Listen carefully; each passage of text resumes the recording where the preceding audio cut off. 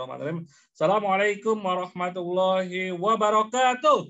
Waalaikumsalam warahmatullahi wabarakatuh. Alhamdulillahirabbil alamin. Asyhadu alla ilaha illallah wa asyhadu anna Muhammadur Rasulullah. Allahumma shalli ala Muhammad wa ala ali Muhammad. Amma ba'du.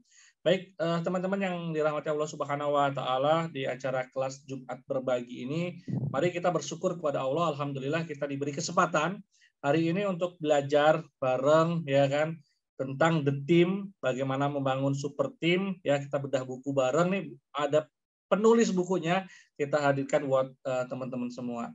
Tak lupa sholawat serta salam selalu tercurahkan kepada junjungan kita Nabi besar Muhammad Sallallahu Alaihi Wasallam. Semoga kita bisa menjadi pengikut beliau, ya, yang setia sampai akhir hayat, dan insya Allah kita mendapat syafaat beliau di yaumil akhir. Amin ya rabbal alamin. Baik, sebelum kita mulai acara hari ini, ya, agar lebih berkah lagi, mari kita awali dengan Umul Kitab Al-Fatihah.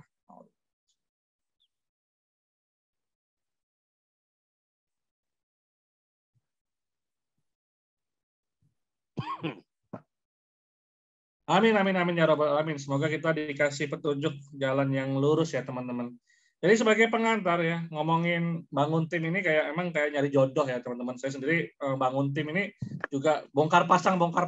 Ya, ternyata untuk bangun tim ini ada ilmunya. Nah, insya Allah, ya, kita akan bincang-bincang hari ini bersama Kang Rian Martin tentang bagaimana building tim, ya, membangun super tim yang memang bukan hanya, ya, kerja di tempat kita atau bekerja doang, tapi bagaimana kita bisa mewujudkan visi perusahaan untuk mewujudkan, ya, kehidupan yang lebih baik, gitu teman-teman. Oke, Kang Rian sudah siap? Siap. Oke. Ya, saya serahkan nanti mungkin prosedurnya kita akan ada sesi satu jam lebih lah untuk mungkin dipaparkan materi tentang buku yang mau akan dibedah ini, ya. Kemudian nanti kita akan masuk ke sesi diskusi dan tanya jawab. Nah, untuk itu teman-teman silahkan di sesi diskusi teman-teman siapkan pertanyaan-pertanyaan yang mungkin selama ini mengganjal, itu langsung aja kalau ada pertanyaan dicatat, langsung dicatkan biar nanti nggak lupa. Nah, nanti itu untuk kita gunakan forum diskusi. Nanti teman-teman bisa langsung interaksi langsung, raise hand, ya, gitu, bareng pemateri. Oke, silakan Kang Rian, saya persilakan. Baik, Mas Alfian, terima kasih. Bismillahirrahmanirrahim. Assalamualaikum warahmatullahi wabarakatuh. Waalaikumsalam. Alhamdulillah rabbil alamin. Shalatu wassalamu ala asrofil anbiya wal mursalin wa ala alihi wa sahbihi ajmain. Amma ba'du. Teman-teman sekalian, alhamdulillah saya bisa bertemu dengan teman-teman sekalian. Ini sebetulnya agenda yang tertunda berbulan-bulan, ya, Mas Al, ya. Saya diminta beliau ini untuk sharing itu sebenarnya mungkin ada 2 bulanan yang lalu ini, tetapi satu dengan yang lain hal, karena waktunya Jumat pagi itu kan biasanya seringnya lagi beredar sehingga baru pagi hari ini bisa menunaikan apa yang menjadi amanah ke saya. Baik teman-teman sekalian, Mas Alfian, ini mungkin saya akan coba slide share, ya. Siap. Sharekan slide untuk memudahkan. Jadi alhamdulillah tanggal 15 Oktober kemarin itu buku saya sudah terbit. Itu buku yang ke-6, judulnya The Team. Ya, jadi ketiga buku terakhir itu memang saya concern di bagaimana membangun tim, baik itu membangun kepemimpinannya ataupun membangun sistem tata kelola SDM dalam sebuah perusahaan. Nah, buku yang ke-6 ini bicara terkait dengan bagaimana seharusnya perusahaan itu menciptakan lingkungan yang tepat untuk lahir, tumbuh, dan besarnya sebuah tim. Jadi kalau kita bicara tentang persoalan membangun tim itu bukan diawali dari merekrut sebetulnya, tetapi diawali dari bagaimana menciptakan sebuah lingkungan yang tepat bagi tumbuh dan berkembangnya sebuah tim. Nah, maka mungkin di pagi hari ini kita akan saya kasih judul 100 hari membangun high performance team. Ya, jadi bagaimana caranya dalam 100 hari bisa membangun sebuah tim. Sebelumnya mungkin saya perkenalkan diri, teman-teman. Nama saya Rian Martian. Saya saat ini tinggal di Purwokerto. Kalau saya dipanggil Kang Rian Martian karena memang saya lahir dan besar di Jawa Barat. Kemudian sekitar tahun 99 saya kuliah di Purwokerto, sampai tahun 2006 lulus, kemudian menikah, dan ya karena dapetin orang Klaten gitu ya, sehingga saya tidak pulang ke kampung halaman, tapi saya menetap dan bertahan hidup di Purwokerto hingga saat ini. Saya sendiri saat ini mengelola sebuah perusahaan konsultan, namanya Supersonality Institute Indonesia. Jadi sebuah perusahaan yang bergerak di bidang pelatihan, coaching, dan konsultan, yang memang fokus kami mengembangkan sumber daya manusia perusahaan. Ya, kita ingin jadi partner utama dalam meningkatkan kompetensi SDM sebuah perusahaan. Baik itu SDM dalam konteksnya para pemimpin, para manajer, ataupun business owner, termasuk di dalam juga para karyawan. Itu mungkin sedikit tentang saya, dan Bapak Ibu atau teman-teman sekalian bisa berkunjung ke website kami terkait dengan buku, produk-produk pelatihan dan segala macamnya di www.supersonality.com. Kalau ingin mungkin berhubungan lagi intens secara pribadi, teman-teman sekalian bisa berteman dengan saya di Facebook, masih ada banyak slot sebetulnya, Kang Rian Martian, atau di IG rian.martian, atau bisa langsung juga melalui WA handphone saya 0821 3899 8889. Ya, itu mungkin sedikit tentang perkenalan teman-teman sekalian. Baik, ini kebetulan saya nggak pegang buku ini, mungkin nanti Mas Alfian kalau sempat bisa di unboxing sekalian untuk perlihatkan bukunya, karena ruang buku ada di ruangan yang berbeda, pas kebetulan lagi nggak pegang. Saya mungkin langsung ke yang tadi saya sampaikan di awal ya. Jadi ada sebuah statement menarik dari Johannes G. Pauli, beliau seorang mentor bisnis asli Indonesia. Kata dia, the main role of business owner is to stop being a Superman. Jadi tugas utama dari seorang business owner itu berhenti menjadi seorang Superman and start building a super team. Melainkan mulai membangun sebuah super team. Nah, ini menarik teman sekalian. Saya yakin mungkin awal-awal kita mengawali sebuah bisnis itu kita lakukan sendirian. Nah, biasanya kebablasan. Kita itu jadi nggak percayaan sama orang lain, nggak mau melakukan bekerja sama, boro-boro nggak mau melakukan syirkah gitu ya dengan orang lain, atau bahkan mungkin lebih parah lagi, kita tidak mau merekrut tim karyawan dalam perusahaan kita.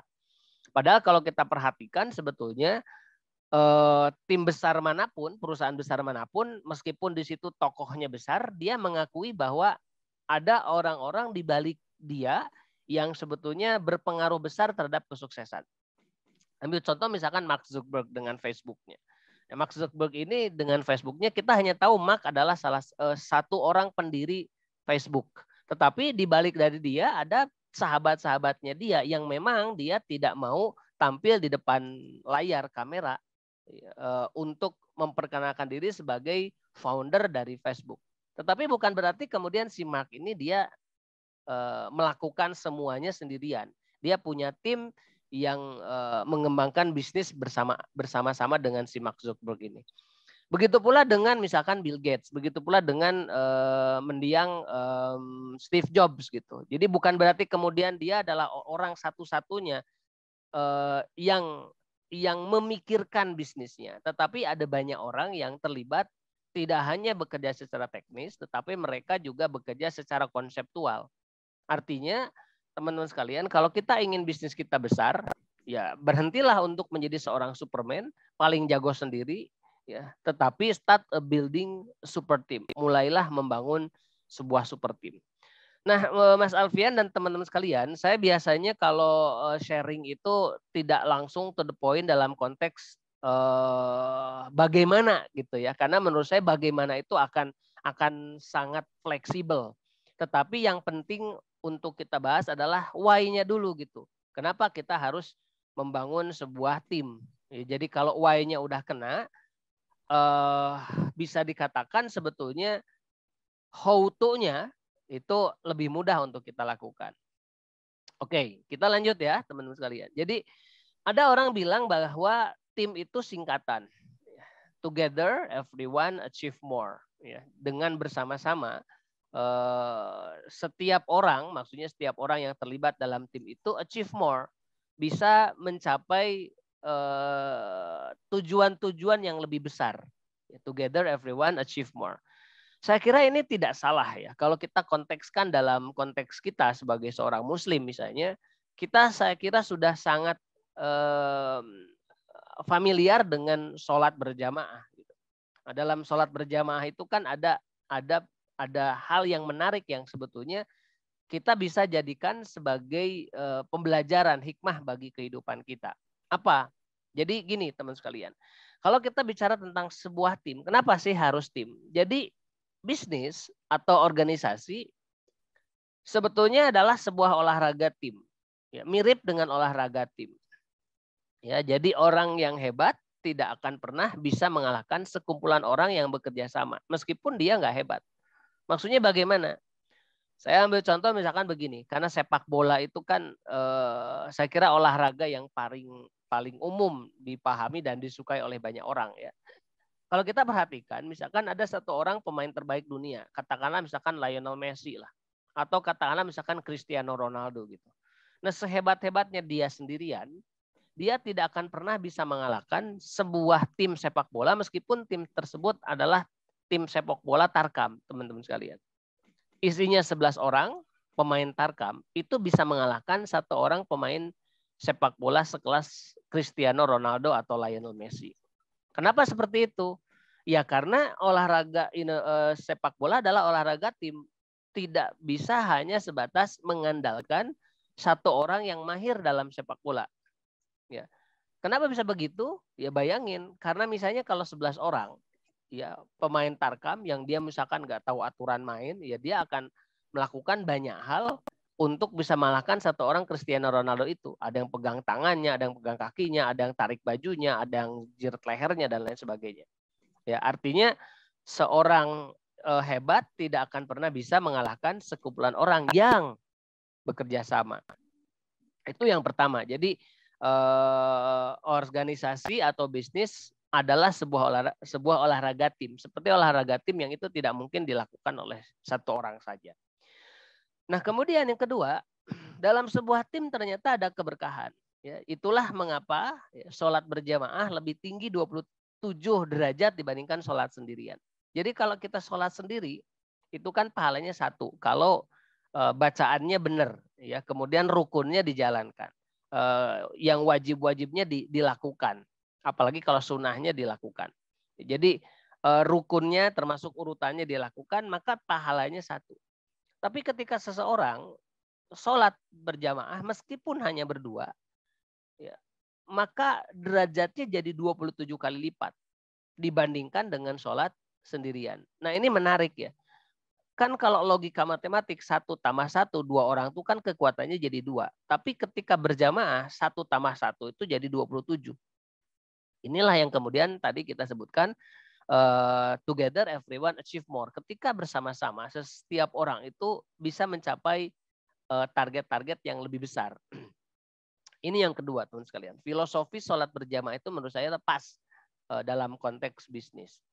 Nah kemudian yang ketiga, kalau kita bicara dalil ya, nah kita mungkin pernah atau seringkali mendengar Quran surat As-Saff ayat 4. Bahwa bekerja secara tim itu lebih dicintai Allah daripada bekerja sendiri. Ya, kalau kita dengar dalilnya kan, A'udzubillahi minasyaitonirrajim, innallaha yuhibbul ladzina yuqatiluna fi sabilihi shaffan ka'annahum bunyanun marsus. Sesungguhnya Allah mencintai orang-orang yang berperang di jalannya. Kalimat di sini sebenarnya kalimat berperang, tetapi berperang itu kan tidak hanya berperang dalam konteks perang fisik, ya, perang ekonomi, perang pemikiran, perang politik bahkan, ya. Ya Allah mencintai orang-orang yang berperang di jalannya dalam barisan yang teratur. Nah, barisan yang teratur ini kan berarti kan ada tidak mungkin sendirian. Yang namanya barisan itu ya pasti sekumpulan orang. Ya, nah, bagaimana konteks barisan yang teratur itu dijelaskan seakan-akan seperti suatu bangunan yang tersusun kokoh.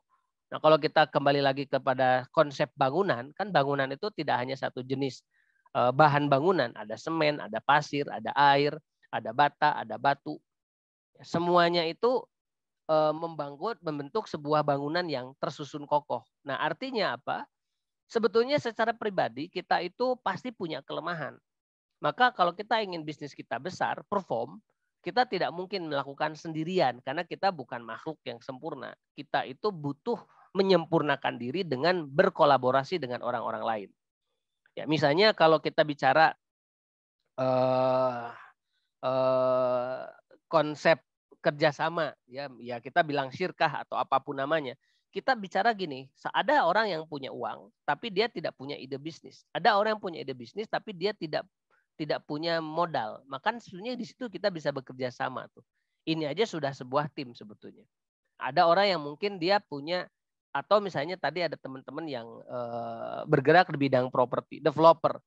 Developer itu bisa jadi dia punya ide, ya. Dia tidak punya tanah, ada orang yang nawarin tanah. Dia tidak punya modal untuk mendirikan bangunan, maka dia bekerja sama dengan pihak ketiga untuk membangun, kan gitu.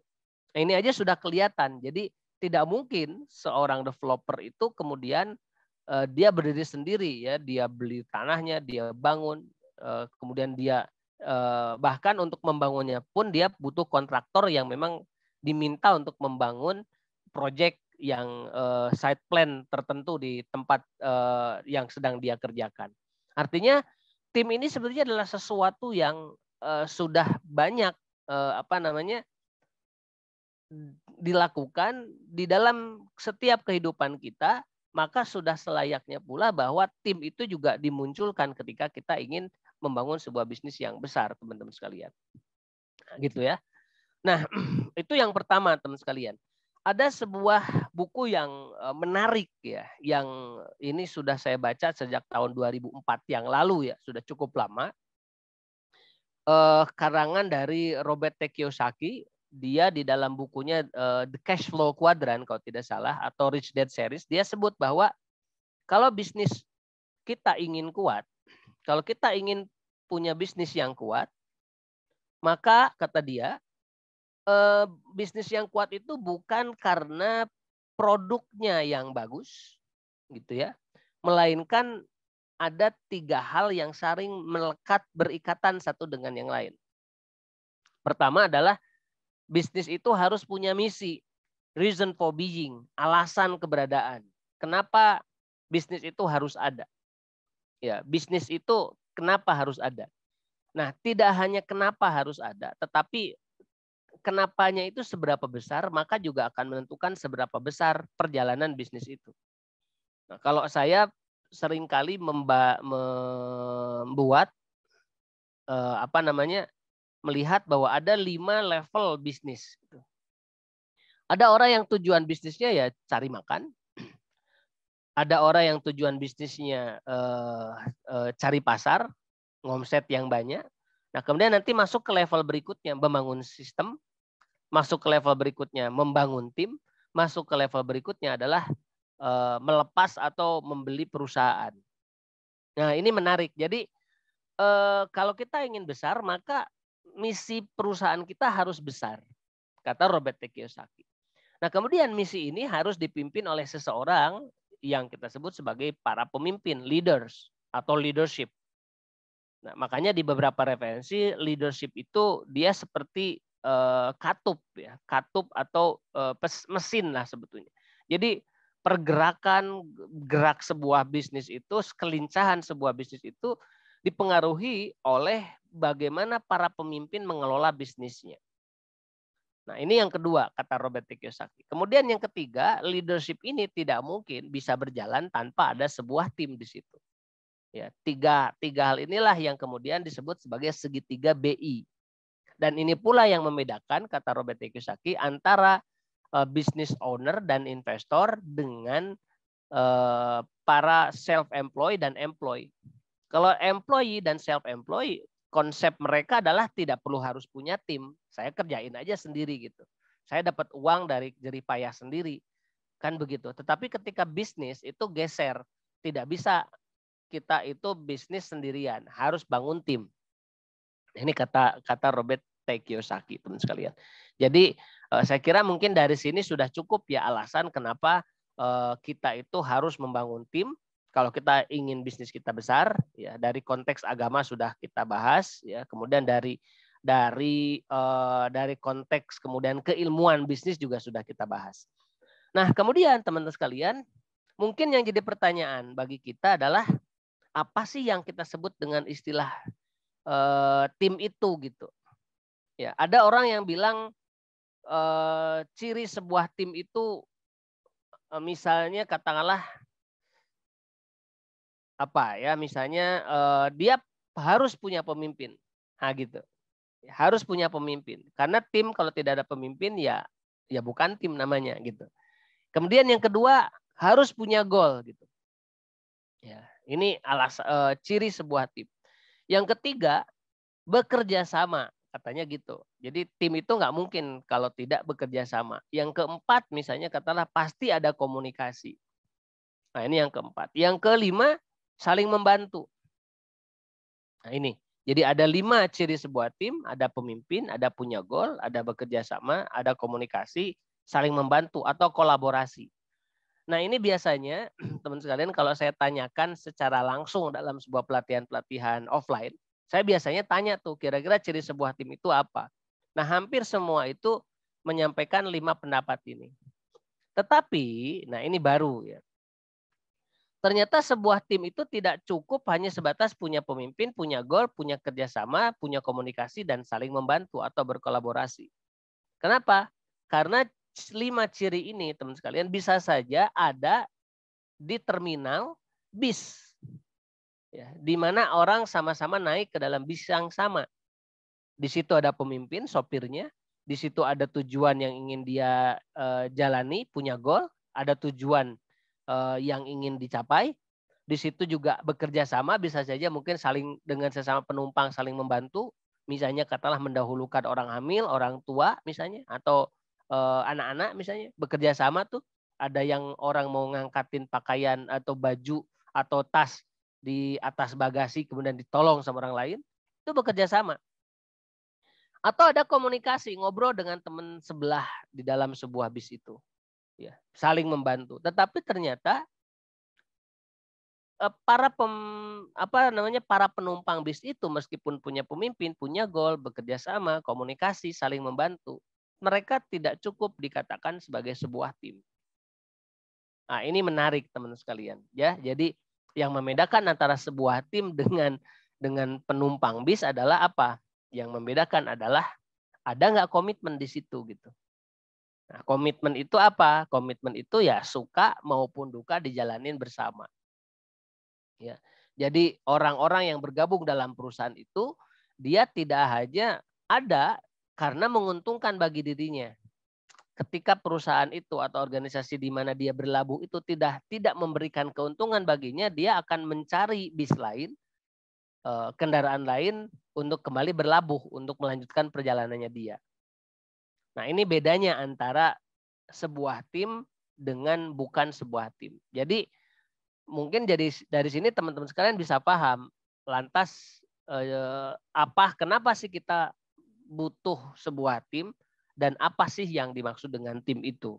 Ya, sebuah tim itu tidak hanya punya pemimpin, punya goal, bekerja sama, berkomunikasi, saling membantu, tapi ada satu hal yang harus dimiliki oleh sebuah tim. Namanya adalah komitmen. Nah, maka buku The Team ini sebetulnya teman sekalian adalah tentang bagaimana caranya supaya tim yang kita bangun itu mereka punya komitmen terhadap organisasi yang sedang kita perjuangkan ini. Nah, kurang lebih begitu ya. Masih ada waktu ya. Oke. Nah, terus yang jadi pertanyaan, lantas bagaimana? Nah, ini yang sesi yang menarik sebetulnya ya. Bagaimana membangun high performance team itu gitu. Mungkin saya kasih highlight dulu. Apa sih yang maksud dengan high performance team? Jadi performance itu kan kinerja. Beda dengan kerja. Ya. Kalau bicara kerja itu bisa jadi setiap orang tuh melakukan pekerjaan tertentu, tapi setiap orang belum tentu menghasilkan sesuatu dari pekerjaannya. Nah, performance itu adalah hasil yang dia capai atau output atau outcome yang dia dapat, yang dia capai dari sebagai imbas dari apa yang dia kerjakan itu. Jadi kalau kita bicara bagaimana membangun high performance team adalah tentang bagaimana caranya supaya tim yang ada dalam organisasi kita tuh mereka perform, menunjukkan hasil kerja. Misalnya kalau orang marketing ya dia bisa achieve sales tertentu. Kalau dia orang produksi bagaimana produknya dia bagus. Kalau dia orang keuangan bagaimana dia bisa melakukan penghematan biaya dari sisi finance. Kalau dia orang HR bagaimana caranya dia bisa mengelola SDM dalam perusahaan itu sehingga SDM itu kontribusinya nyata terhadap perusahaan. Nah, itu semua adalah ciri dari sebuah performance team.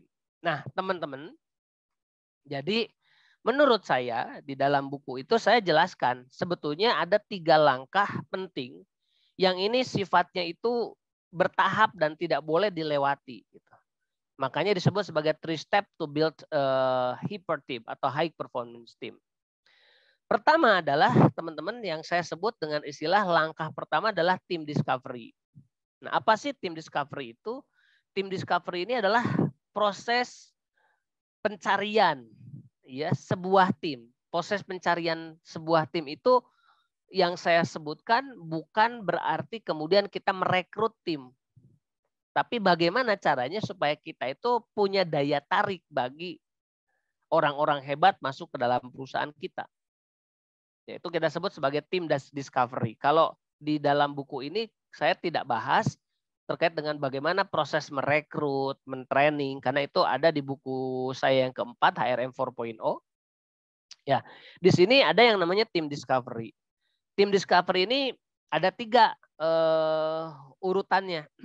1, kepemimpinan. Jadi bagaimana kita itu harus mengokohkan kepemimpinan kita.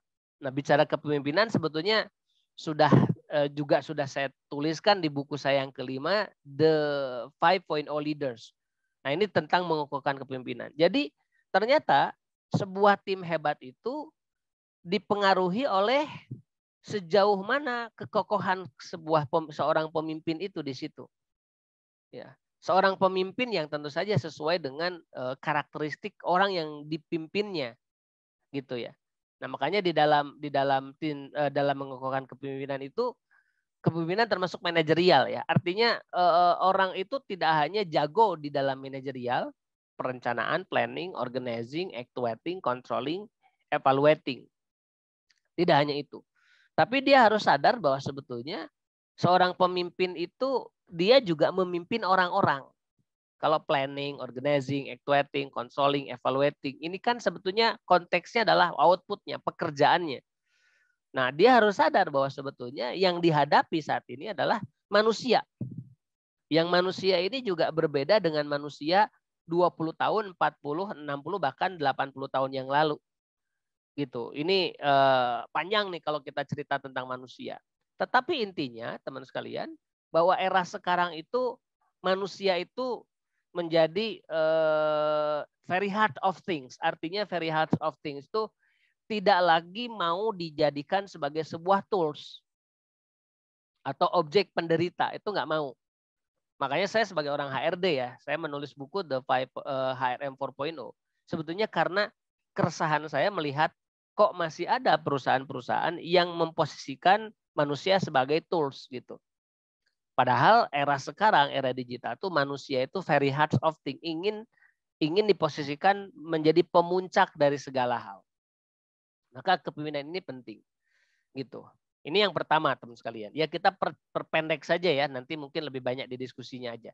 Yang kedua dalam tim discovery itu harus punya visi dan misi. Ya, visi dan misi ini bukan sesuatu yang kalimat keren ditempel di dinding perusahaan, kemudian habis itu dilupakan, bukan. Tapi visi dan misi ini adalah sesuatu yang membuat orang yang membaca, orang yang terlibat di dalam perusahaan itu bulu kuduknya merinding gitu. Bahasa kerennya apa? Goosebump gitu ya, merinding. Jadi kita sendiri sangat terinspirasi dengan visi misi atau tujuan dari kenapa perusahaan ini harus ada. Gitu. Nah, ini menarik ya tentang visi dan misi organisasi itu. Jadi gimana caranya supaya tim discovery ini masuk? Selain dari satu kita punya pemimpin, kita juga punya mission atau goal besar, reason for being, alasan keberadaan. Kenapa perusahaan kita itu harus ada? Kenapa perusahaan kita itu harus hidup? Kenapa perusahaan kita itu harus berumur panjang? Apa change, perubahan yang ingin kita capai? Apa causes, dampak yang ingin kita ciptakan dengan adanya perusahaan kita? Apa belief, apa sesuatu hal yang diyakini kalau kita mengelola perusahaan ini sesuatu akan terjadi di masa depan. Nah gitu. Saya tadi menarik tuh di awal itu Mas Alfian bilang menyelamatkan para pengusaha dari harta haram. Ini menarik gitu. Ini misi ini. Gitu. Ya, jadi ini menarik. Jadi punya misi organisasi yang misi inilah kemudian orang-orang tuh merasa saya harus terlibat di situ. Nah, ketika tujuan kita hanya bicara uang, bicara bisnis untuk tujuan-tujuan pendek, orang tuh jadi tidak merasa punya kepentingan untuk bergabung dengan perusahaan kita. Gitu teman sekalian. Makanya ini visi misi organisasi itu penting. Yang ketiga, visi dan misi itu mohon maaf, termasuk kepemimpinan itu harus diikat dengan nilai inti organisasi. Nilai inti itu sebenarnya adalah tentang kesamaan cara kerja. Kesamaan keyakinan. Apa yang kita yakini atau sikap perilaku apa yang harus dimiliki oleh sebuah tim supaya visi dan misi itu tercapai. Nah, bicara nilai itu kan value, itu kan universal ya. Ada misalnya contoh mandiri, dinamis, komunikatif, apalagi tuh, tangguh, dan lain sebagainya. Itu adalah contoh nilai-nilai yang bersifat umum. Tetapi di antara nilai-nilai baik itu, perusahaan harus punya nilai-nilai baik apa yang itu paling harus dimiliki oleh perusahaan kita. Itu namanya nilai inti. Nah, biasanya dibuat dalam kerangka akronim. Kalau BUMN kan ada akhlak gitu ya. Kalau ada perusahaan dengan istilahnya siap, S-nya apa, I-nya apa, A-nya apa, P-nya apa. P-nya profesional, A-nya misalkan akuntabilitas, I-nya integritas, S-nya apa gitu ya. Jadi itu namanya value. Nah, inilah yang kemudian menjadikan orang-orang tuh merasa ada perusahaan pemimpinnya oke, tujuan perusahaannya bagus, lingkungan kerjanya juga kayaknya mendukung saya untuk bisa bertumbuh. Itu namanya tim discovery, teman-teman sekalian.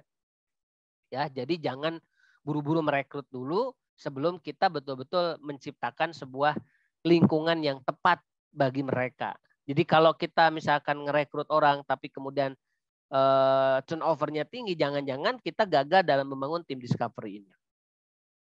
Nah, kemudian setelah tim discovery ada, barulah kita beranjak ke tim development. Tim development ini kan berarti menumbuhkan orang-orang. Jadi ada orang-orang yang sudah tertarik kepada perusahaan kita. Maka tugas kita berikutnya apa? Tugas kita adalah bagaimana menumbuhkan mereka. Menumbuhkan itu artinya dari tidak punya skill jadi punya skill, dari tidak punya pengetahuan jadi punya pengetahuan gitu. Nah, karena konteks kita sebetulnya bicara tim ini bukan tentang orang-orang secara individu, tetapi bagaimana mereka itu bisa bekerja seperti layaknya sebuah tim. Mereka TikTok satu dengan yang lain, mereka berkolaborasi, gitu ya. Jadi tim development, ciri dari sebuah tim itu adalah kolaborasi. Nah, bagaimana kolaborasi itu? Kolaborasi itu diawali dari sebuah komitmen dulu. Komitmen itu diawali dari sebuah komunikasi. Nah, mungkin saya boleh cerita sedikit tentang sebuah pernikahan. Ya, menikah itu, seseorang menikah itu kan diawali dari yang namanya ta'aruf, kan, berkenalan dulu. Nah, bagaimana cara berkenalan? Ya berkomunikasi. Jadi semakin kita intens berkomunikasi dengan seseorang, komunikasi itu artinya terbuka. Saya membuka diri kepada orang lain dan orang lain juga membuka diri kepada kita, maka nanti akan semakin terbuka tuh saling memahami antara satu dengan yang lain. Jadi komunikasi ini akan ketika terbuka, ya saling bercerita, saling menceritakan tentang diri kita dengan orang lain, begitu pula orang lain menceritakan tentang dirinya kepada kita, maka disitulah kemudian nanti ada komitmen, yuk nikah, kan begitu. Kita kayaknya udah cocok. Cocok tuh bukan berarti kemudian kita orang-orang yang sempurna, tetapi kita paham kelebihan dan kekurangan setiap orang. Maka nanti di situ komitmen. Ya, komitmen tuh karena saya misalnya kalau dalam konteks pernikahan, saya seorang suami punya kelemahan yang bisa mungkin bisa istri saya menutup kekurangan saya atau sebaliknya. Itu namanya komitmen. Jadi ya komunikasi yang intens menghasilkan komitmen. Kalau sudah komitmen baru kita bisa berkolaborasi. Jadi kalau kita misalkan gini, kenapa sih ya tim saya itu kok nggak mau kolaborasi ya, nggak mau kerjasama ya, nggak mau saling nolong ya? Ya karena mereka mungkin jadi nggak ada ikatan yang membuat mereka punya komitmen terhadap perusahaan. Kenapa tidak muncul komitmen? Karena mungkin ada batasan, ada tembok ya yang membuat komunikasi di dalam tim itu terhambat, teman sekalian. Nah, ini kita sebut sebagai team development. Nah, prosesnya berapa lama? Relatif. Ya. Tim discovery relatif, tim development juga relatif. Nah, kalau tim development ini sudah kebangun, kolaborasi, maka di situ kita masuk ke dalam yang ketiga, namanya tim performance. Nah, di situ tim performance itu ada 3 tahap juga tuh. Merencanakan kinerja tim, kita bikin goal bersama, ya kita bikin misalkan strategic plan, kemudian kita buat turunannya, kemudian kita mengeksekusinya, ada evaluasi di situ, ada feedback di situ, kalau jelek diapain, kalau baik diapain, kemudian secara rutin kita melakukan retrospektif, apa yang perlu kita tingkatkan, apa yang perlu kita kurangi, apa yang perlu kita hilangkan, apa yang perlu kita mulai, dan apa yang perlu kita ya ada 5 hal lah, tingkatkan, kurangi, tambahkan, hilangkan, mulai. Nah, itu 5 hal itu. Maka kalau itu dilakukan secara terus-menerus, maka terciptalah yang kita sebut dengan istilah high performance team. Oke. Mas Alfian, saya kira mungkin untuk awalan konsepnya seperti itu dulu. Nanti akan lebih asik kalau kemudian kita bisa lanjut menjadi diskusi lah gitu ya. Saya kembalikan dulu, silakan. Terima kasih. Siap, terima kasih Kang Rian. Oke, teman-teman, insya Allah sambil menyiapkan diskusinya, silakan teman-teman sebutkan nama, nanti usahanya apa, kemudian pertanyaannya. Ya, ini ada sedikit pengumuman kita dari bisarah.id, insya Allah teman namanya Spasi, Sekolah Pengelola Sirkah, yang insya Allah akan dibersamai oleh 7 mentor sekaligus. Ini salah satu mentornya ada Pak Yoyo ya dari Spesial Sambel. Beliau adalah pemilik dari 97 cabang, bukan franchise ya, cabang SS ya, dengan 4.000 karyawan teman-teman, sudah 20 tahun dan beliau lebih banyak memang kekuatannya adalah di operation dan building team. Nanti teman-teman akan belajar bareng beliau. Ada juga Ustadz Firly Ferdiansah. Ya, kita akan ngomongin nanti tentang sirkah, bagaimana sirkah ini menjadi solusi dari permodalan dan juga pengelolaan ya tanpa riba. Ada juga Ustadz Condro nanti akan bicara banyak tentang finansial ya.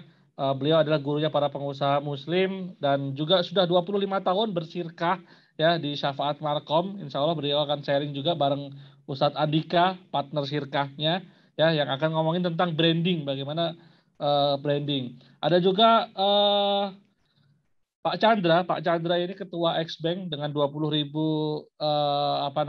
alumni X-Bank di seluruh Indonesia, sempat menjadi analis mitigasi risiko yang pernah menggelontorkan dana di bank sampai 9 triliun. Ya, teman-teman akan langsung belajar bagaimana membuat proposal yang bisa meyakinkan ya para investor begitu.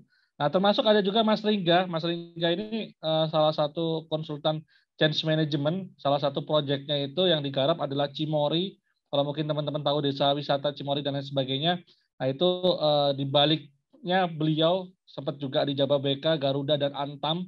Dan saat ini beliau di Asa Consulting banyak bahas tentang bagaimana manajemen tim, bagaimana membuat satu sistem bisnis ya. Insya Allah paket lengkap teman-teman 5 hari ya. Nanti teman-teman silahkan ya yang minat, kita ada di tanggal 5 ya sampai 9 Desember 5 hari di Jogja. Ya, kenapa Jogja? Karena Jogja kota belajar sirkah gitu teman-teman. Yang minat nanti saya share di linknya. Silakan teman-teman bisa klik di bisarah.id/spasi ya.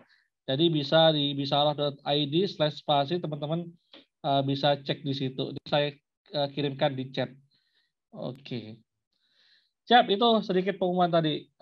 Oke, ini ada pertanyaan kayaknya udah beberapa masuk dari Kang Reni. Oh, Mbak Reni, Kang Reni.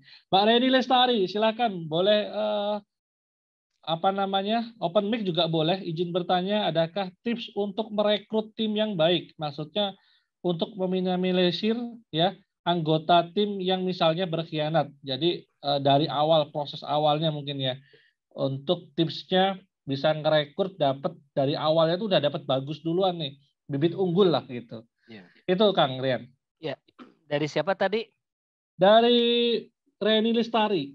Mbak Reni ya. Ya, jadi gini, orang itu direkrut kan karena ada kompetensi ya. Ada 4 hal lah yang harus kita perhatikan dalam merekrut tim.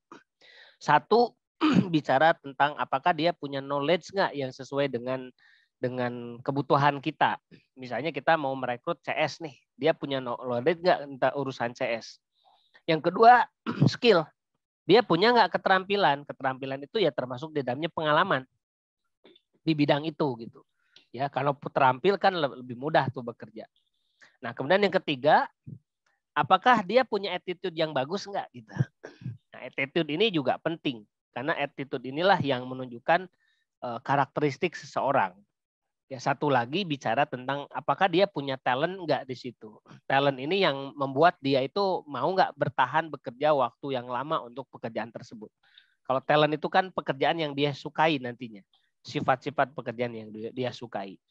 Nah, 4 hal ini sebetulnya adalah hal yang umum yang diinginkan oleh recruiter. Ada skill, ada knowledge, ada attitude, sama talent. Tapi perhatikan Bu Reni ya, yang 2 ini seringkali kita terkecoh. Jadi misalnya kita merekrut orang gara-gara dia punya skill dan knowledge. Nah, skill dan knowledge ini kan sebetulnya bisa saja dilatih ya. Artinya kalau kita bicara prioritas, mana yang harus kita prioritaskan? Yang harus kita prioritaskan adalah attitude. Ya, bicara attitude. Attitude itu berarti sikap perilaku dia sehari-hari. Termasuk juga di dalamnya adalah talent yang tadi ya. Jadi 2 hal itu yang kita perhatikan. Nah, kalau kita bicara bagaimana caranya, ya ini memang butuh pengalaman. Biasanya saya lakukan itu dengan melakukan assessment. Contoh, misalnya kalau dia punya sosial media, lihat histori di sosial medianya. Bagaimana dia upload status, bagaimana dia menyampaikan sesuatu berkata-kata di dalam sosial medianya. Kalau itu kita bisa temukan. Atau misalnya katakanlah biasanya di dalam lamaran itu ada referral. Ini referensi dia siapa, kita telepon orang ini cenderungannya seperti apa dan lain sebagainya. Ya, yang ketiga adalah dengan cara kita melakukan wawancara. Nah, wawancara itu bukan pertanyaan-pertanyaan standar. Artinya kamu dari mana, kenapa kamu bekerja, kalau kamu disuruh begini mau enggak. Itu pasti dijawab dengan sempurna gitu. Nah, kalau saya itu misalnya saya melakukan pendekatan, ada istilahnya wawancaranya adalah ada behavioral event interview. Jadi menginterview dan yang secara tidak langsung sebetulnya untuk mencoba menggali kebiasaan-kebiasaan dia di masa lalu. Misalnya begini, kapan terakhir kamu meninggalkan sholat? Nah, ini menarik nih. Kapan terakhir kamu meninggalkan sholat? Misalnya dia bilang, ya 2 hari yang lalu Pak, kan gitu. Nah, ini udah menarik nih. Sholat itu kan sesuatu yang nggak boleh ditinggalkan apapun alasannya gitu. Ini 2 hari yang lalu dia ninggalin sholat. Nah, kita tanya lagi sama dia, kenapa waktu itu ninggalin sholat? Oh, misalnya kemarin saya perjalanan Pak, misalkan dari rumah jam 11 sampai lokasi itu sudah menjelang maghrib. Nah, ini menarik teman-teman sekalian. Ya, berarti urusan sholat itu bukan menjadi hal yang dia tidak amanah dengan sholat tuh. Nah, di situ bisa ketemu ya. Mungkin kelihatannya orang beranggapan ya nggak apa-apa, itu kan rusuh kalau saya perjalanan nggak sholat. Padahal sebetulnya sholat itu kan rusuhnya adalah digabung, kan begitu. Nah, ini satu. Jadi banyak sebenarnya pertanyaan-pertanyaan yang bisa teman-teman semua gali. Itu istilahnya adalah behavioral event interview.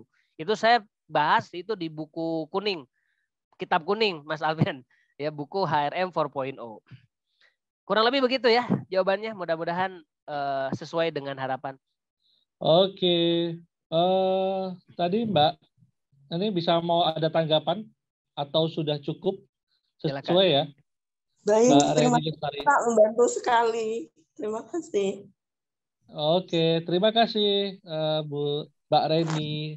Oke, ini ada yang berikutnya, ada Kak Nurul Aziza Hermawati, developer. Oh ini, oh bukan ya, bukan pertanyaan.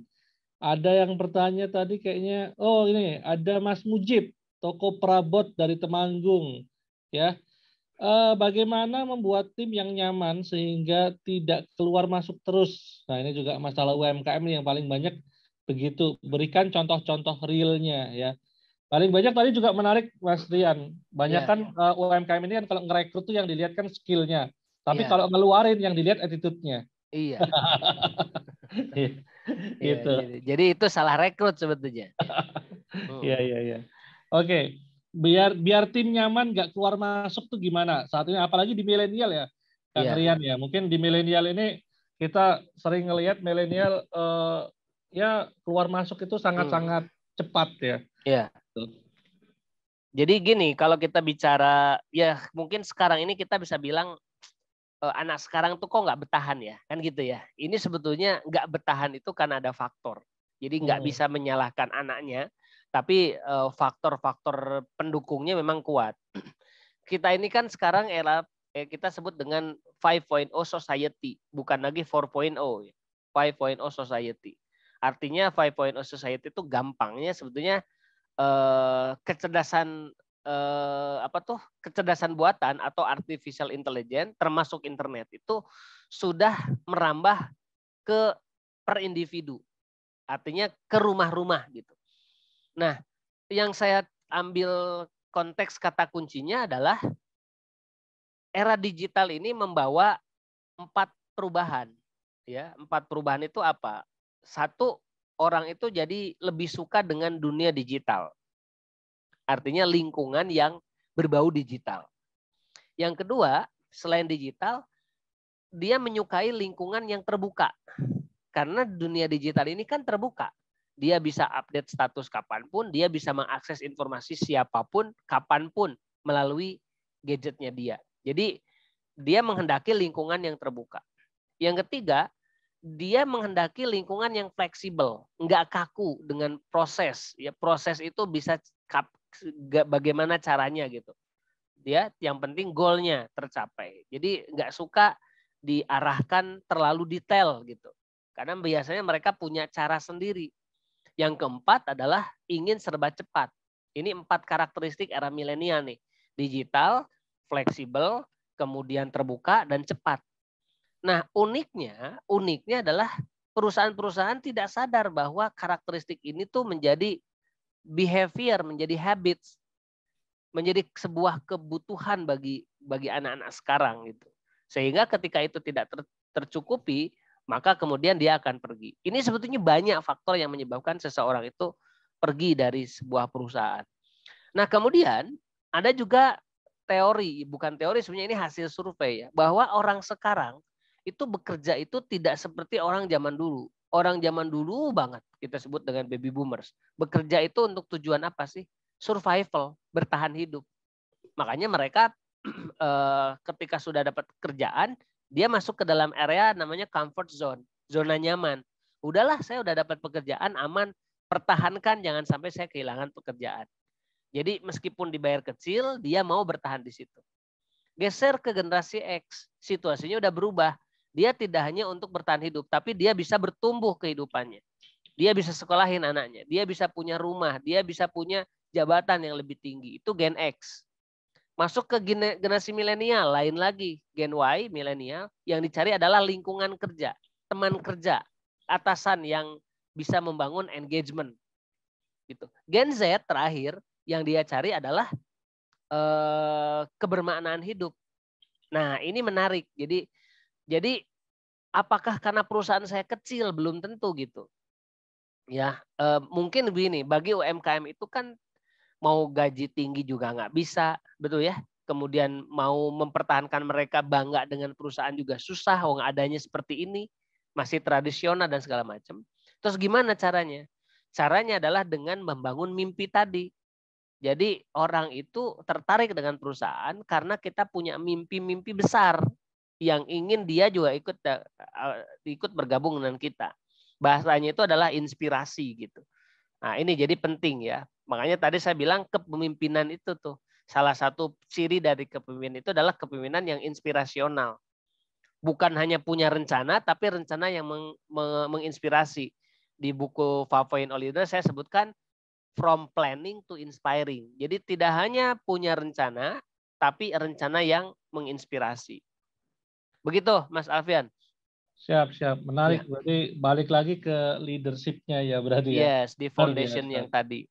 Jadi, oke, kita akan masuk lagi ke sesi tanya jawab. Mas Mujib gimana, Mas Mujib? Sudah oke ya? Atau masih ada yang ganjal yang mau ditanggepin? Halo, Mas Mujib? Masih bersama kita, Mas Mujib? Oke, kalau tidak ada kita akan lanjut ini. Oke. Oh, ada dari Kak Mila nih. Apakah perlu psikolog untuk rekrut tim dalam tes karakter? Nah, tim yang dibutuhkan? Ini gimana nih, Kang Rian? Yang pasti sih kalau ada psikolog pasti kita harus bayar keluar mahal ya untuk melakukan assessment. Ya kalau kita bicara perlu. Tapi kalau kita tidak bisa merekrut mereka, kata kuncinya kan bukan di psikolognya, tapi tes karakternya, tes bakatnya, atau bahasa saya itu tes directory. Bicara tes directory itu bicara tentang masalah dia itu punya sifat karakter, bawaan apa yang baik. Nah sebetulnya banyak tools yang bisa dipakai, tools non psikologi yang bisa dipakai. Contoh misalkan strength typology ataupun talent mapping itu sebetulnya tidak dibuat dan tidak diperuntukkan untuk psikolog saja. Nah itu bisa lah. Jadi sebetulnya tidak harus dengan psikolog, tapi juga kita bisa kuasai tools-tools yang lain yang intinya adalah bisa dipakai untuk melakukan pemetaan karyawan dari sisi karakter kepribadian, sifatnya. Nah itu bisa. Begitu Mbak Mila. Siap, terima kasih Mas Rian. Di online tuh banyak juga ya assessment kalau teman-teman mau cari itu banyak banget ragamnya ya. Ada dari ISC. ISC ada, itu yang free juga ada ya itu. Betul, MBTI itu banyak ya. lah yang non psikologi. Iya.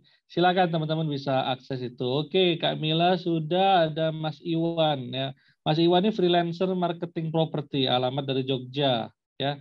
Pertanyaannya untuk pemula ya, ingin membentuk tim tapi ada teman-teman dekat sendiri ya, baru ada teman-teman dekat sendiri. Ketika tim terbentuk supaya saat berjalan tidak menimbulkan keretakan tim bagaimana? Nah, ini problem banyak umat nih. Ketika timnya itu teman-temannya sendiri yang sering ketemu ya, kemudian bangun satu tim ya, akhirnya ya di jalan biasalah banyak konflik gitu-gitu.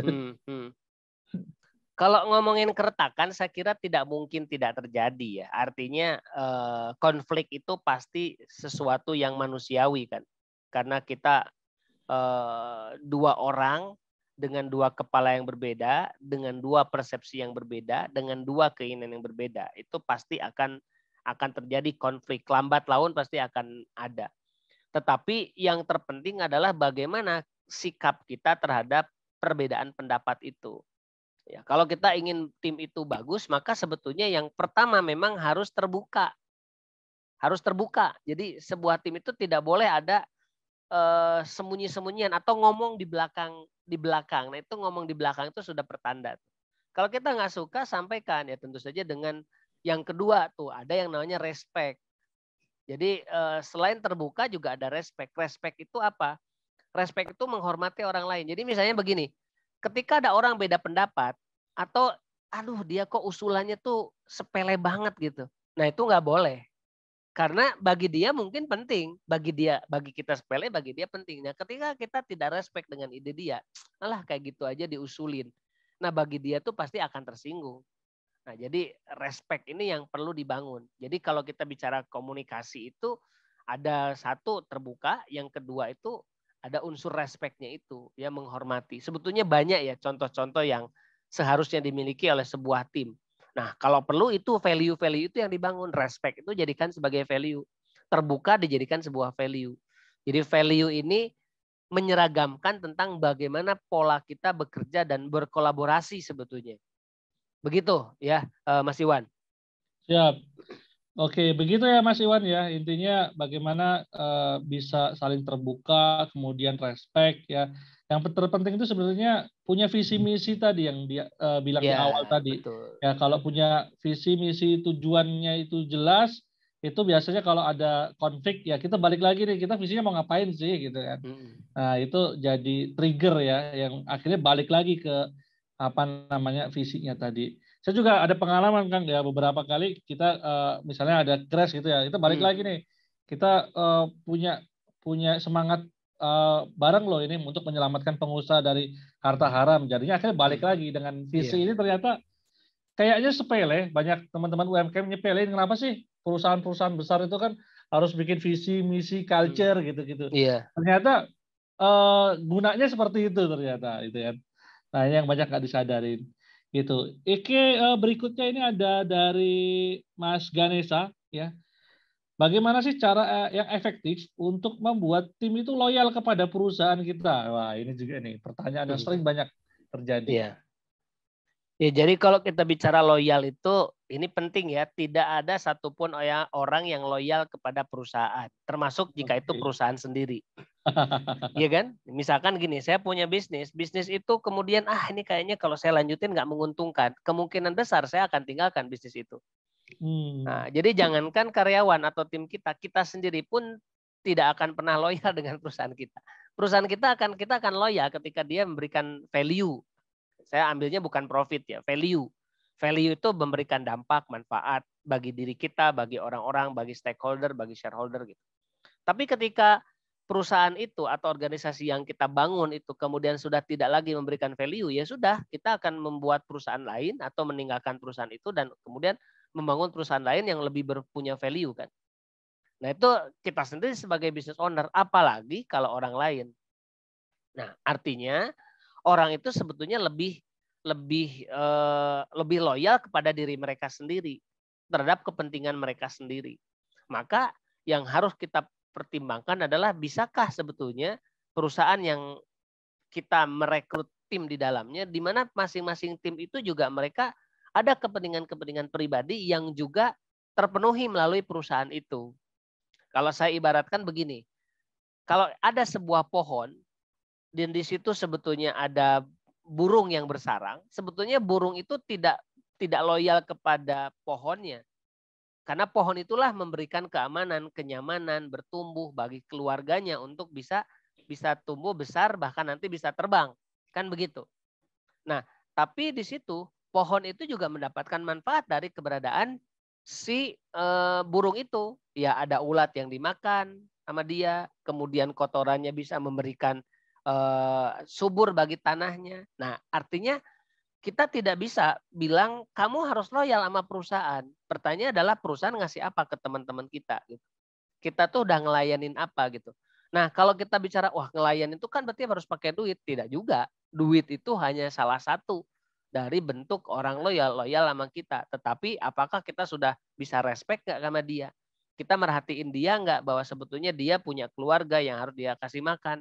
Dia punya kehidupan yang dia juga mungkin perlu waktu untuk ngurusi keluarganya, untuk sosial, untuk dakwah di luar dari pekerjaan. Nah, hal-hal semacam itu. Jadi teman-teman sekalian, ya teman-teman para pengusaha tentu saja. Jadi jadilah posisi kita para pemimpin yang melayani kebutuhan mereka. Kalau mereka sudah fulfillment, terpenuhi kebutuhan mereka, mereka akan melayani tujuan dari perusahaan itu. Mereka akan melayani customer kita. Kurang lebihnya begitu. Siap, menarik itu tadi kata melayani. Jadi kalau salah satu tugas pemimpin itu kan saya pernah baca satu kitab yaitu Riayah Su'unil Ummah. Jadi melayani ya kehidupan umat memang dengan dengan syariah, dengan aturan yang Allah berikan. Dan memang kata kuncinya memang menjadi seorang pemimpin ini berarti memang kita harus punya jiwa untuk ikhlas melayani begitu ya Mas Rian ya. Jadi iya, betul. di situ. Kalau kita pengen banyak mendapat, pengen dapat orang-orang yang loyal, ya itu tentu kita juga harus royal juga, harus banyak memberi. Yes. Kalau kita lihat kan kenapa banyak para pemimpin itu banyak diikuti, karena mereka emang yang dia berikan tuh ya nggak nanggung-nanggung, waktu, tenaga, pikiran, ya kan. Iya. Dia di garda depan, dia bener-bener jadi apa ya, pengayom bener nih. Iya. Kalau timnya ada masalah, dia siap jadi sandaran, jadi teman curhat, dan wah itu memang ya balik lagi ke leadership ini cukup penting ya untuk kita bahas kalau kita pengen bangun tim yang loyal tadi. Ya. Iya. Oke, berikutnya kita cari lagi pertanyaan-pertanyaan. Mungkin nggak bisa kita bacakan semuanya ya, banyak sekali ternyata. Alhamdulillah ya. Luar biasa. Berarti responnya ini bagus nih. Harus bikin jilid-jilid berarti ini. Iya. Kalau ada pertanyaan kan kita juga tahu, oh ternyata masalah teman-teman UMKM itu di sini. Ya, oke. Tadi kita sampai mana sih pertanyaan? Tadi sampai bangun tim yang loyal ya. Oke. Kita cari lagi pertanyaan.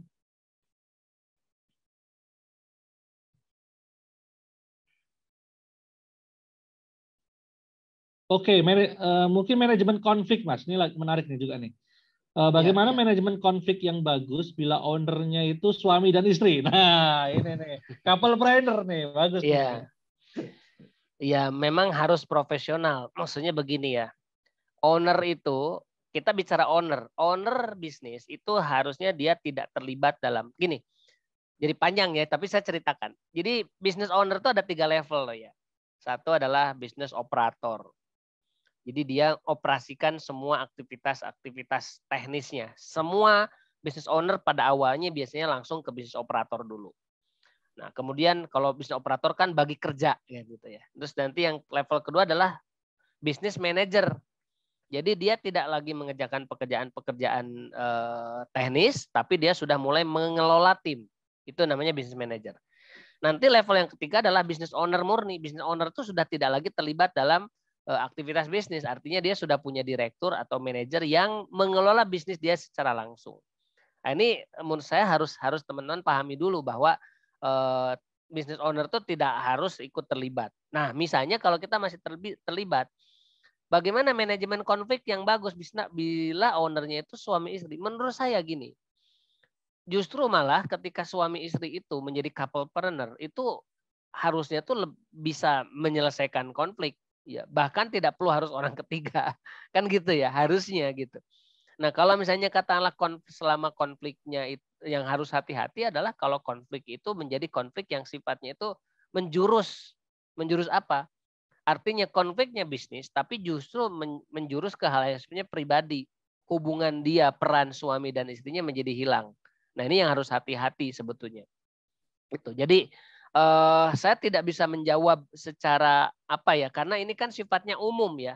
Sementara konflik di dalam suami istri itu kan yang dimaksud apa? Apakah konfliknya dalam konteks beda pendapat dengan urusan bisnis, atau konfliknya sampai kepada urusan-urusan yang sifatnya pribadi, hubungan suami istri itu.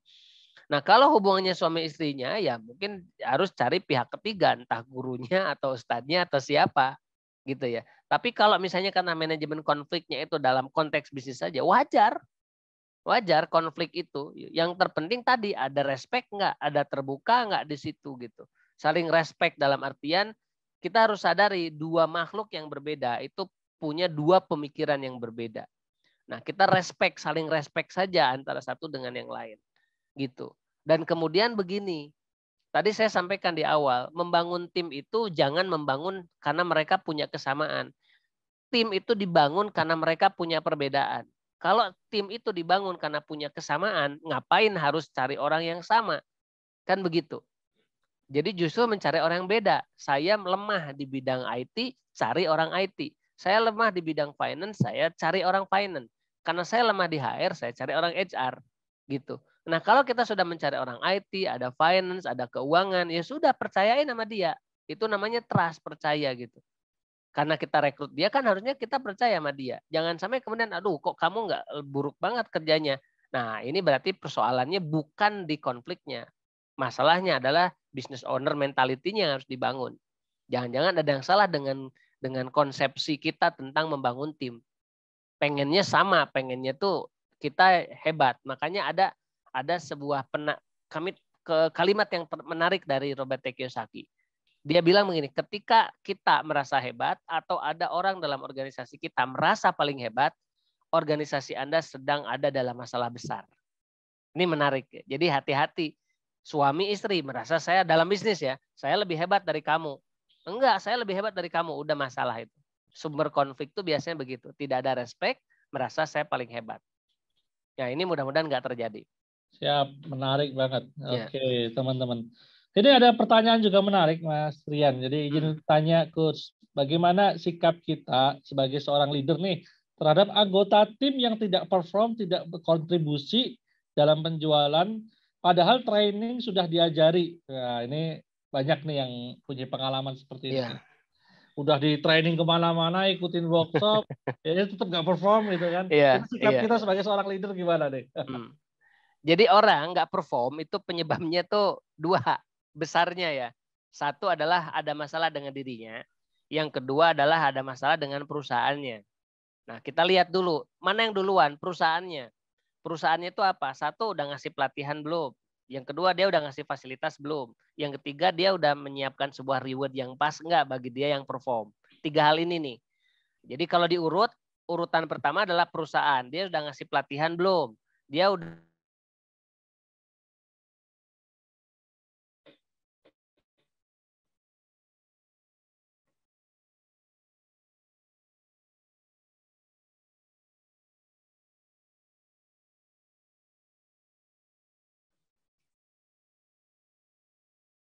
Tes. Sepertinya terputus ya. Halo, Kang Rian. Oke. Teman-teman ini kayaknya terputus sedikit buat teman-teman. Tadi ada sedikit pengumuman buat teman-teman yang pengen ikut acara Spasi, ya silahkan klik aja link sekolah pengelola Sirka. Nah, insya Allah di situ nanti akan ada admin yang akan membantu teman-teman. Halo, Assalamualaikum. Waalaikumsalam warahmatullahi wabarakatuh. Tadi, terpental sepertinya, Mas. Iya, kayaknya nih. Saya lanjut ya. Siap. Jadi pertama itu apa tadi? Perusahaan. Nah, yang kedua itu baru orangnya di SDM-nya. Apakah dia itu punya motivasi yang baik atau tidak? Yang kedua, apakah dia itu sudah bekerja di tempat yang tepat nggak sesuai dengan kompetensinya? Kemudian yang ketiga, apakah dia punya, saya lupa ya. Tapi intinya ada dua tuh antara perusahaan dengan individunya. Nah, kalau kita bicaranya, Mas Teguh, misalkan ini nggak performnya tuh kenapa nih penyebabnya gitu. Nah, kalau kita bicara ke individu, orang itu nggak perform itu karena 3 hal. Satu, dia tidak bisa atau dia tidak tahu apa yang mesti dia kerjain. Kalau dia nggak ngerti harus dikasih tahu. Yang kedua, dia jangan-jangan bukannya nggak tahu, tapi dia nggak mampu. Berarti kita harus latih. Nah, training itu belum tentu loh orang itu harus betul dengan training itu kemudian dia jadi bisa. Yaitu, jadi kalau dia tidak bisa diajarin biar bisa. Kalau dia tahu, dia tidak tahu dikasih tahu. Kalau dia nggak bisa diajarin supaya bisa. Nah, kalau dia udah tahu, udah diajarin, udah bisa, masih nggak perform juga. Berarti yang ketiga ini masalah attitude. Berarti dia nggak mau. Nah, kalau udah nggak mau, ya berarti salah siapa? Salah yang rekrut. Bicaranya attitude-nya masalah gitu. Nggak ketemu tuh di awal. Nah, ini yang harus diperhatikan. Terus gimana kalau udah telanjur? Udah masuk ke perusahaan? Ya ditantang sama kita. Namanya coaching. Kamu tuh punya masalah apa sih? Kamu kan udah bisa. Kamu udah tahu yang mesti dikerjakan. Tapi kok kamu masih nggak mau melakukan itu, apa penyebabnya? Kan gitu. Nah, biasanya bisa jadi dia mungkin punya masalah dengan atasannya, punya masalah dengan temennya, punya masalah dengan keluarganya, bisa jadi. Jadi kita tidak langsung serta-merta marahin dia, kemudian pecat dia. Jangan sebetulnya bukannya dia nggak mau berusaha, tapi ada problem yang harus dia selesaikan. Entah dia hubungan dengan atasan, dengan teman kerja, atau bahkan mungkin dengan orang rumah. Nah, kurang lebih begitu. Makanya mungkin kalau saya coba sedikit munculkan, ini Ini bicara kompetensi pemimpin nih ya. Ada 5 yang tadi saya bilang. Tidak hanya from planning, tetapi harus inspiring pemimpin itu. Tidak hanya bikin rencana, tapi harus bisa membuat rencana itu menginspirasi orang. Tidak hanya organize itu bagi peran, tapi juga memotivasi. Jadi jangan cuma kamu kerjain ini, kamu kerjain ini, kamu kerjain ini. Jangan berhenti di situ, tapi motivating supaya orang-orang itu mau mengerjakan itu secara sukarela bahkan semangat. Jangan cuma actuating, kemudian setelah mereka itu atau leading ketika mereka kerja, kemudian selesai. Kita masih kerja, tapi kerjanya adalah serving. Makanya from actuating to serving. From controlling to empowering, tidak hanya mengontrol seseorang, tetapi memberdayakan. Ngontrol itu kan cuman ini kurang bagus, ini nggak keren, ini nggak pas, itu controlling. Tapi empowering, gimana caranya supaya dia itu, ketukar, from controlling to coaching. Gimana caranya supaya kita ajari, ini loh cara yang benar tuh begini, cara yang benar tuh begini. Itu namanya controlling to coaching. From evaluating to empowering. Nah, empower ini pemberdayaan. Jadi kita jangan sebatas menyalahkan, tapi gimana caranya membuat dia itu bertanggung jawab. Jadi dia bisa jadi sebetulnya dia tahu pekerjaan itu salah, tapi karena dia nggak berdaya, dia nggak bertanggung jawab, sehingga biarin aja nanti biar bos saya aja kok kalau jelek kan nanti juga dikoreksi. Nah dia nggak punya tanggung jawab. Itu namanya from evaluating to empowering. Jadi membuat seseorang itu bertanggung jawab dengan apa yang menjadi tugas dan kewajibannya mereka. Begitu kurang lebihnya. Walau alam. Oke, siap. Oke, masih beberapa ya, Mas Rian. Ini ada pertanyaan juga menarik nih. Bagaimana cara mengubah pola pikir ya tim yang ada beberapa jabatan yang seimbang tapi beda divisi. Seakan-akan semua berhak masuk ke wilayah kerja spesialis divisi lain. Dan merasa bisa mengatur juga yang membuat bawahan menjadi bingung karena berbeda. Ini di konstruksi ya. Dia bidang konstruksi Mas Aji Jawa Barat. Jadi kan tadi kan ngomong keterbukaan. Tapi di sisi lain itu ada pekerjaan-pekerjaan kalau ini di open semua juga akhirnya jadi ngerecokin gitu loh. Gitu kan. Ya spesialisnya. Ya, jadi tujuannya terbuka itu bukan untuk ngerecokin, tapi justru harus untuk membantu, saling membantu. Jadi kalau ngerecokin itu kan artinya dia itu hanya ngeramein tapi nggak ikut membantu. Itu kan keliru sebetulnya. Jadi gimana langkahnya? Pertama itu yang harus kita bangun adalah udah jelas nggak role-nya? Role itu peran ya. Jadi setiap orang yang terlibat di kita itu kan mereka ada role-nya. Mungkin orang dulu bilang job desk-nya lah, job description-nya. Ya, jadi harus jelas apa tugasnya dan juga apa kewenangannya. Ini penting. Tugas itu apa yang dia kerjakan, kewenangan itu apa yang boleh dia lakukan untuk memenuhi tugas tersebut. Ada satu lagi yang namanya tanggung jawab. Tanggung jawab itu apa target-target atau goal-goal yang ingin dicapai oleh perusahaan melalui dia. Nah, tanggung jawab. Ambil contoh gini. Orang sales tanggung jawabnya dia adalah biasanya menggunakan kata kunci tercapainya, terpenuhinya, terlaksananya. Itu kata-kata kunci dari tanggung jawab. Tercapainya target penjualan tahunan perusahaan. Nah gitu. Itu namanya tanggung jawab. Tugasnya apa? Melakukan kegiatan digital marketing, melakukan pengelolaan website, optimasi website, melakukan. Nah kalau tugas itu biasanya itu namanya tugas. Nah kemudian ada juga yang namanya wewenang. Apa yang boleh dia lakukan sama dengan job desk, tetapi ini sifatnya tuh relatif gitu ya. Apa yang dia lakukan tanpa harus berkonsultasi dengan atasan itu namanya kewenangan. Nah kalau ini nggak jelas, akibatnya apa? Tidak ada jelas kewenangan itu, ya itu yang kita sebut dengan ngerecokin. Jadi orang yang ngerecokin itu dia justru nggak respect dan dia justru malah ngurusi urusan orang lain yang sebetulnya itu bukan urusannya dia. Nah gitu. Kalaupun toh katakanlah mau ikut ngurusin, ya bukan ngurusin dalam bentuk bibirnya yang rame, tapi ikut terlibat dalam bekerja. Nah itu is okay, fine gitu. Berarti dia niatnya bukan ngerecokin, tapi bantu timnya. Itu kan lain. Tapi kalau isinya adalah ngomel, berarti ada yang hilang tuh dari respeknya. Gitu. Ya sekali lagi teman-teman kalau membicarakan itu memang mudah ya. Tetapi yang sulit itu adalah bagaimana menerapkannya pasti. Ya, begitu Mas Alfian. Ya, ini satu lagi sebelum kita tutup karena beberapa daerah sudah ada yang Jumatan. Ya.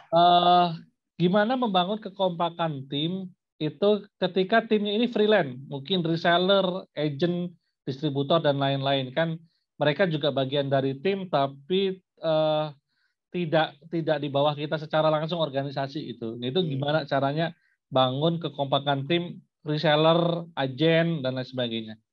Ya, kalau bicara ini mungkin ya karena saya tidak banyak terlibat di urusan reseller dan agen. Karena begini, orang bergabung itu reseller, agen itu kan mereka itu punya tujuan sendiri-sendiri. Artinya kita tidak bisa memaksakan tujuan perusahaan kepada mereka. Kecuali kita bisa memaksakan hal-hal yang sifatnya value. Nggak boleh ini, harus itu mungkin lain cerita. Nah, jadi apa sih yang membuat mereka itu kompak ya? Balik lagi kepada apa yang menjadi tujuan perusahaan itu. Jadi harus sering-sering saja kita itu menyampaikan value perusahaan, menyampaikan visi misi perusahaan kepada mereka. Yang pertama. Yang kedua, sering lakukan pertemuan. Jadi pertemuan itu ada pembinaan lah ya, baik itu secara offline ataupun online. Ketika sering ketemu, mereka akan ya mungkin bahasanya tersibuk lah dengan tujuan perusahaan itu. Terkontaminasi kan gitu ya dengan tujuan perusahaan itu. Sehingga lama-kelamaan mereka punya rasa memiliki, oh di sini lingkungannya positif, oh di sini ternyata reseller itu diperhatikan, oh di sini ternyata ada banyak hal-hal positif, tidak hanya urusan uang dan lain sebagainya. Nah ini teman sekalian, jadi bicara visi, bicara value, kemudian lakukan pertemuan-pertemuan rutin, pembinaan baik itu secara offline ataupun online, secara bertahap ya, ada tahunan, ada bulanan, ada triwulanan, ada rewarding di situ. Kan gitu ya. Ini saya kira mungkin kurang lebihnya begitu. Walau alam bisawab. Ya. Jadi sering-sering interaksi ya biar lebih oke, kemudian sering-sering ya ngeinstal visi misi ya dan culture perusahaan karena kadang banyak kan orang yang di luar dari organisasi kita juga akan tergerak ketika melihat memang visi misi kita yang bisa menggerakkan gitu teman-teman. Oke, sebelum ditutup ini ada sedikit pengumuman, teman-teman bisa lihat video dulu. Nah, jadi yang tepuk tangan silakan ya, karena nggak ada satu pegangnya ya. Pegawai itu sudah diberikan kompensasi berupa gaji yang menjadi haknya. Alhamdulillah kita sudah menjalankan spasi ini dan ini dalam rangka 5 hari eksklusif workshop ya. Memang untuk dalam rangka mencetak para pengelola syirkah yang amanah, kompeten dan profesional. Nah, kenapa harus mengikuti ini? Karena kalau Anda mau menjadi seorang pengelola, ya harusnya Anda paham dulu syirkah itu seperti apa.